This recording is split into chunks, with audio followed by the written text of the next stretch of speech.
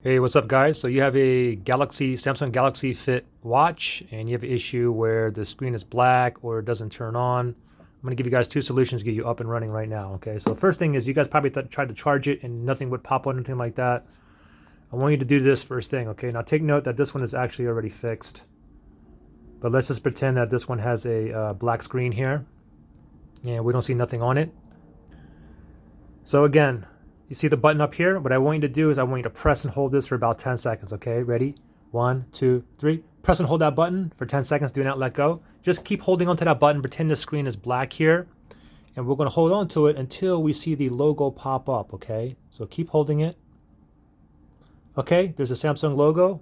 Go ahead and let go, and hopefully you guys are back up and running. Now, if you're not, I want you to try the same thing, okay? I want you to go ahead and press and hold again for like another 10 seconds. Just keep pressing and holding.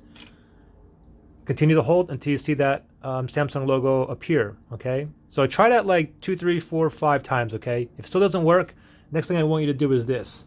Go ahead and go to your charger, and I want you to go ahead and put your watch on your charger, but make sure you put it on so that you have access to the button up here. Put it onto the charger. Let's wait 5 minutes. After 5 minutes is up, I want you to come back up here, and while it's on the charger here, I want you to press and hold this button. Press and hold for about 10 seconds. Just continue to hold while it's charging until we see the Samsung logo, and then we can go ahead and let go, okay? It's still on here, Samsung logo. I'm going ahead and let go now. You guys should be up and running. If you're not, try the same thing again, okay? Go ahead and wait another 5 minutes, and then press and hold this button up here for about 10 seconds, and then hopefully you guys are back up and running. If this worked for you, give me a thumbs up. If it didn't, give me a thumbs down. All right, good luck guys.